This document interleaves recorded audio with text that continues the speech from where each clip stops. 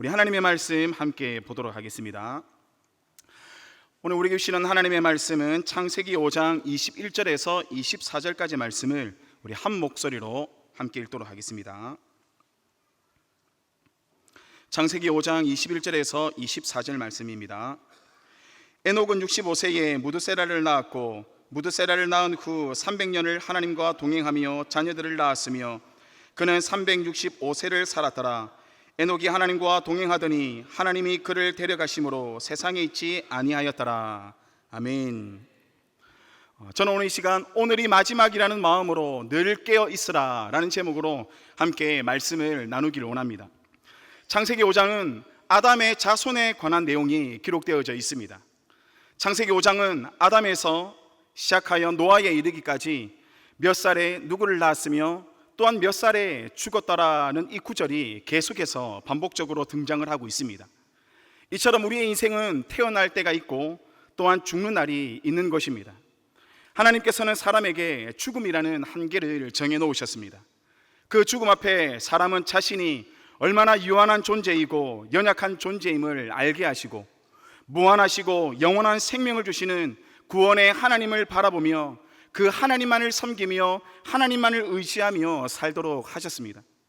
그렇기 때문에 저희 모두는 항상 우리 인생의 마지막 날이 언제인지는 알 수 없지만은 언제나 오늘이 마지막이라는 마음으로 하나님을 힘써 사랑하며 하나님을 의지하며 살아가는 저희 모두가 되기를 원합니다. 이처럼 죽음은 사람을 겸손하게 할 뿐만 아니라 우리의 인생을 돌아보게 함으로써 가장 가치 있는 삶을 살도록 하는 것입니다.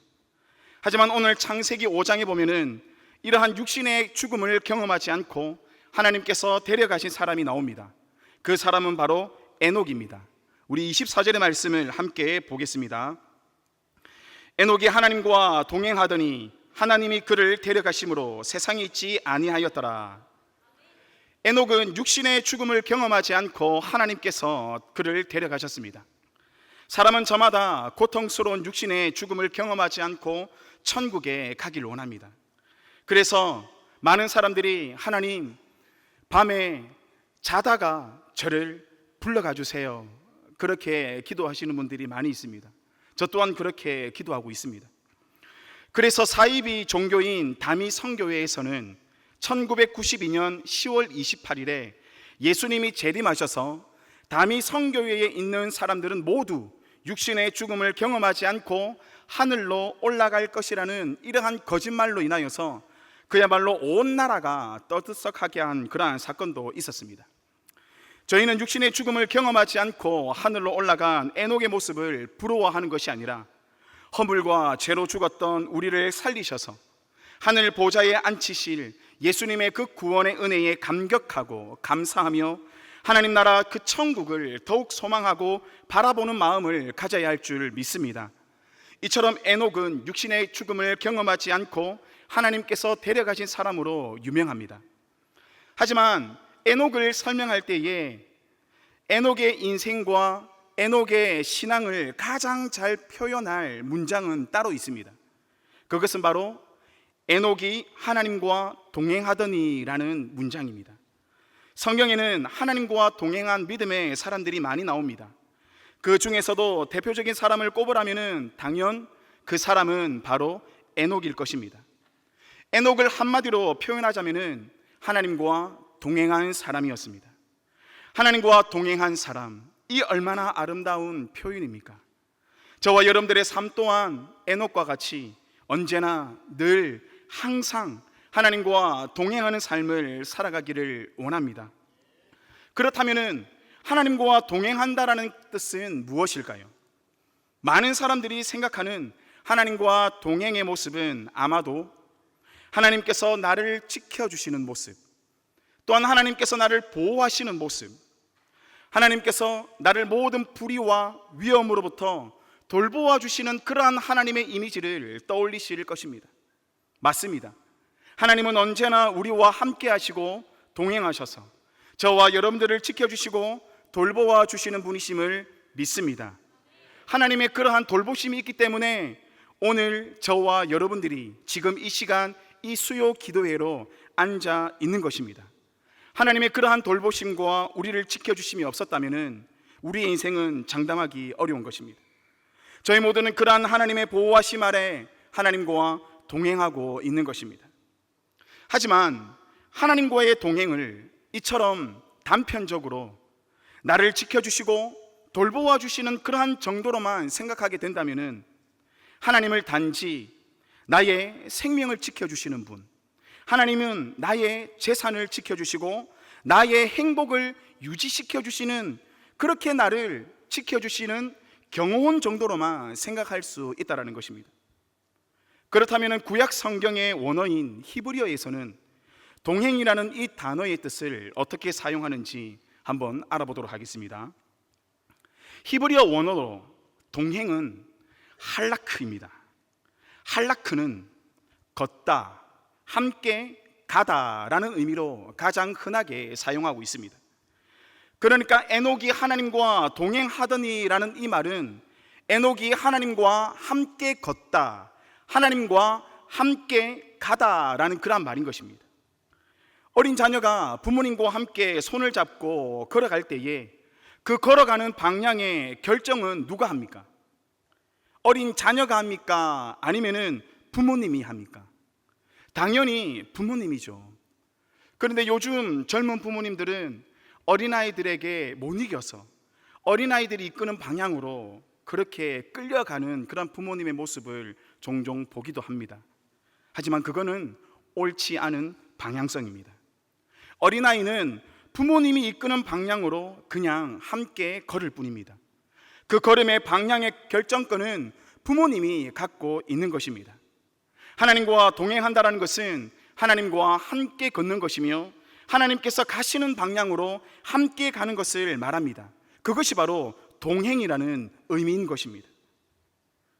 이러한 관점으로 바라볼 때에 하나님께서 바라보시는 것을 함께 바라보는 것이 동행입니다. 하나님께서 가자 하시면은 그냥 두말하지 않고 가는 것이 동행입니다. 하나님께서 멈추어 서라 하시면은 그냥 그 자리에 멈추어 서는 것이 동행입니다. 하나님께서 앉으시면은 그냥 같이 앉는 것이 동행이며 하나님께서 일어서시면은 같이 일어서는 것이 동행인 것입니다.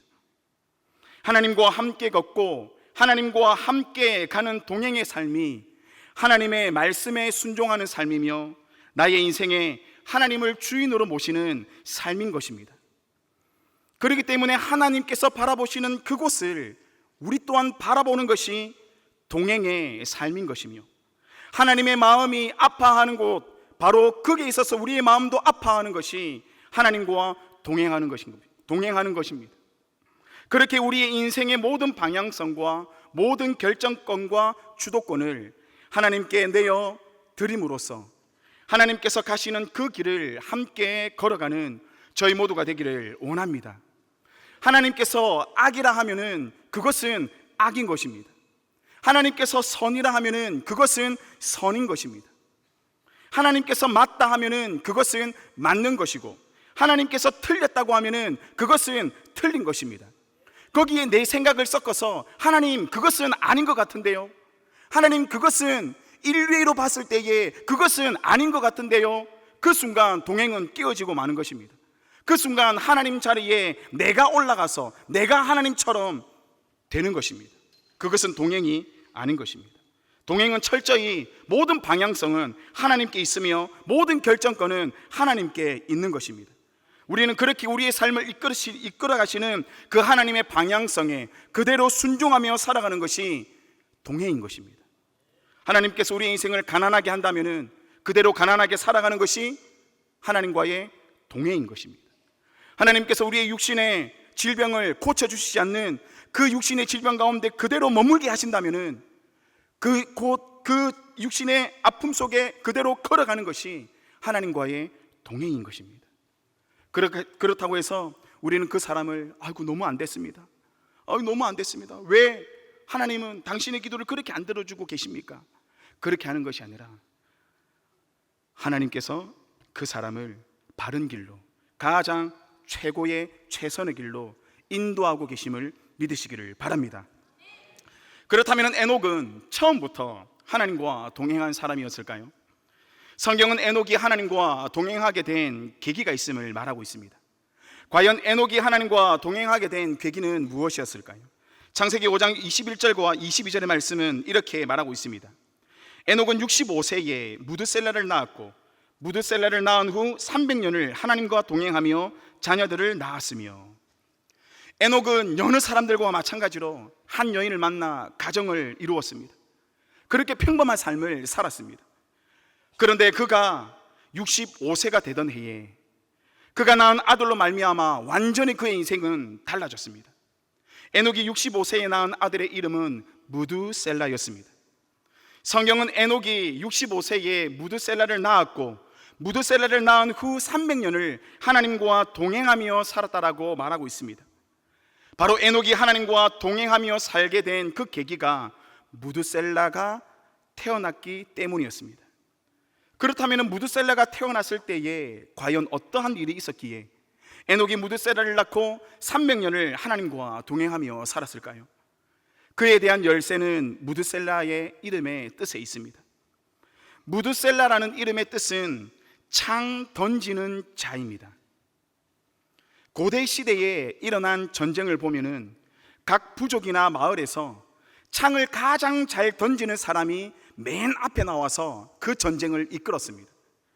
그렇게 창 던지는 자가 맨 앞에 나와서 상대방의 적장을 쓰러뜨리면은 그때서야 후방에 있던 부대가 적군을 향하여 공격을 하였습니다.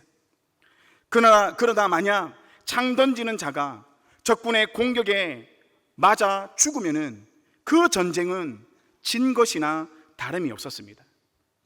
창 던지는 자가 죽으면은 그 전쟁은 끝난 것이다 라는 이러한 배경으로 볼 때에 창 던지는 자라는 이 이름의 무드셀라는 곧 그가 죽으면은 세상에 끝이 온다라는 그러한 뜻이 되는 것입니다.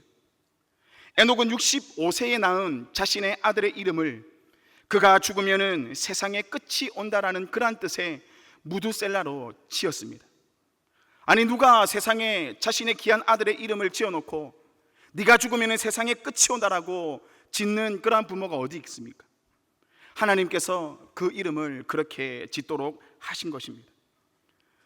그때로부터 그야말로 에녹은 시한폭탄을 안고 사는 것과 같았습니다. 에녹은 무드셀라가 태어난 그날부터 단 하루도 막 살 수가 없었습니다. 무드셀라가 어디 아프기만 해도 길을 가다가 돌에 걸려 넘어지기만 해도 가슴이 철렁 내려앉았을 것입니다. 왜냐하면 무드셀라가 죽는 날 세상에 끝이 온다라는 사실을 알았기 때문입니다. 그래서 에녹은 매일매일을 오늘이 마지막일지도 모른다라는 그러한 절박한 심정으로 살았을 것입니다. 그러한 오늘이 마지막일지도 모른다라는 그 절박한 심정이 하나님과 함께 걷는, 하나님과 동행하는 삶을 살게 한 것입니다. 그렇게 무드셀라는 969세로 죽었습니다. 그런데 무드셀라가 죽던 해가 언제인지 아십니까? 노아가 600세 되던 해였습니다. 노아가 600세 되던 해에 어떠한 일이 일어났습니까? 바로 하나님께서 대홍수 사건으로 이 땅을 심판을 하셨습니다. 그렇게 무드셀라가 죽는 해에 하나님께서 하나님의 약속대로 이 땅을 심판을 하셨다라는 것입니다. 하나님의 말씀은 반드시 이루어짐을 믿으시기를 바랍니다. 오늘이 마지막이라는 심정으로 살아가는 삶을 우리는 종말론적 삶이라고 말합니다. 우리는 언제나 오늘이 마지막이라는 심정으로 늘 깨어 있어야 할 줄 믿습니다. 우리에게는 내일은 없습니다. 소위 막 살고 싶은 사람이 이런 얘기를 많이 하죠.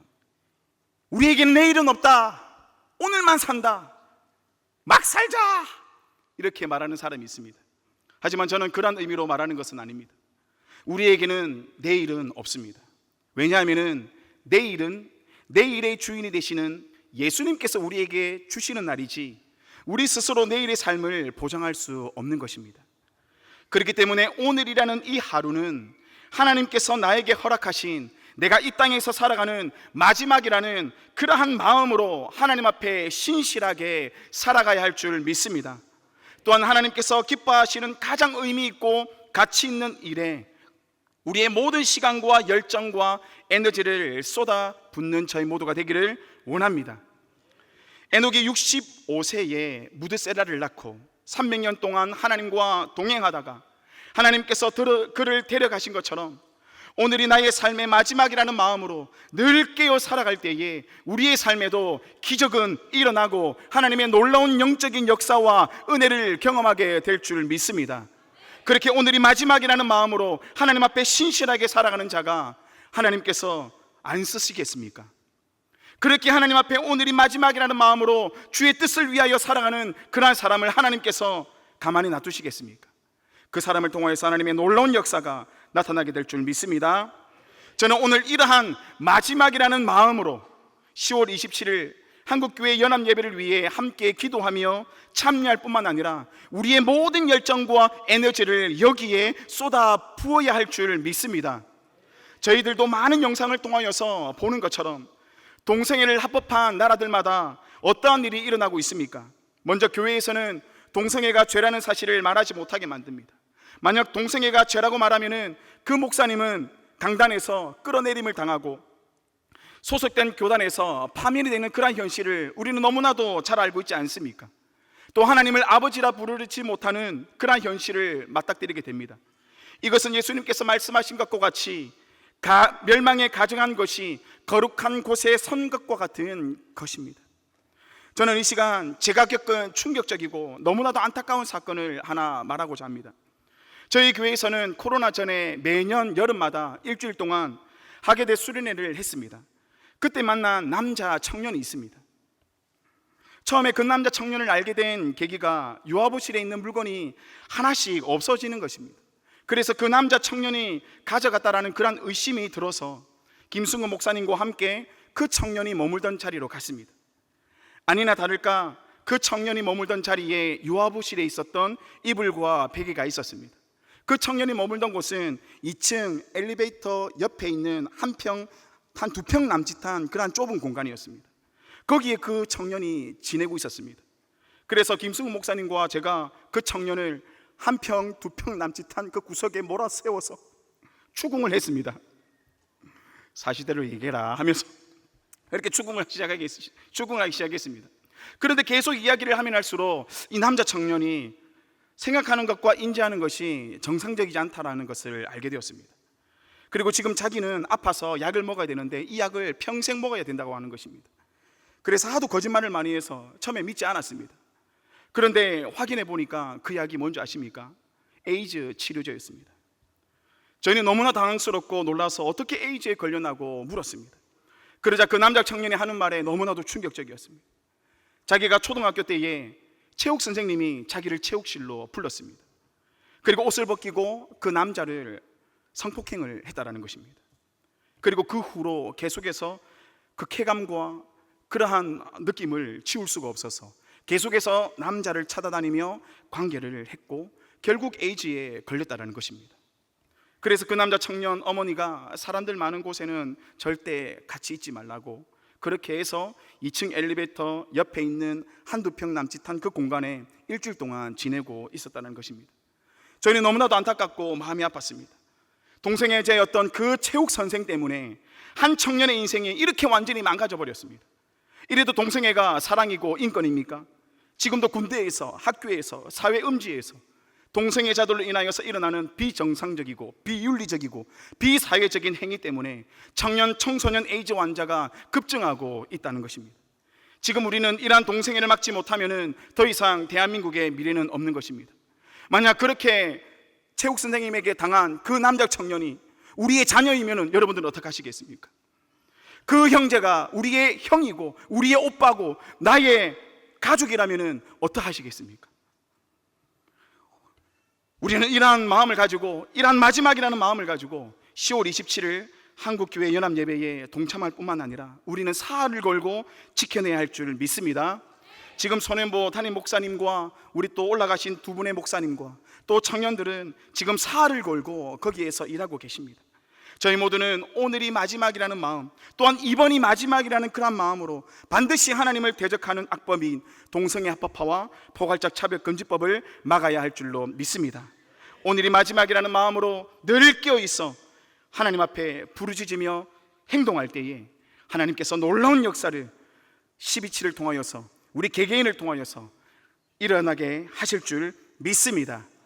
그곳에 저와 여러분들이 쓰임받기를 주님의 이름으로 축원합니다. 아멘.